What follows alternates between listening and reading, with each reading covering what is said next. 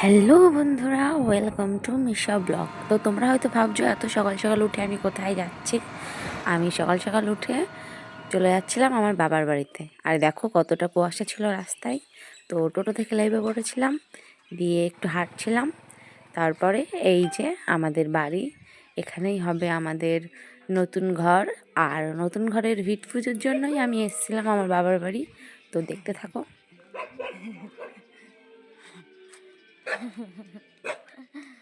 আর এই যে আমাদের বাড়ির আর একজন সদস্য, ওর নাম বুঝো। দেখো কতটা খুশি আমাকে দেখে, ও পুরো পাগল হয়ে গেছে। আর এখানে পুজোর সব জোগাড়যন্ত্র করা হচ্ছিল, মাটি খুঁড়ে নিয়েছিল দাদা, মানে মিস্ত্রি দাদা, আর আমারও সম্পর্কে দাদা। তো দাদা ভালো করে খুঁড়ে নিচ্ছিল মাটি। তারপরে যেটা নিয়ম, ইট বালি দিয়ে সিমেন্ট দিয়ে কি করে ওরা, তো ওটাই করে নিচ্ছিল। আর এদিকে পুজোর সব জোগাড়যন্ত্র করা হয়ে গেছিলো। আর ঠাকুরমশাই শুধু বসবে এবার পুজোয়।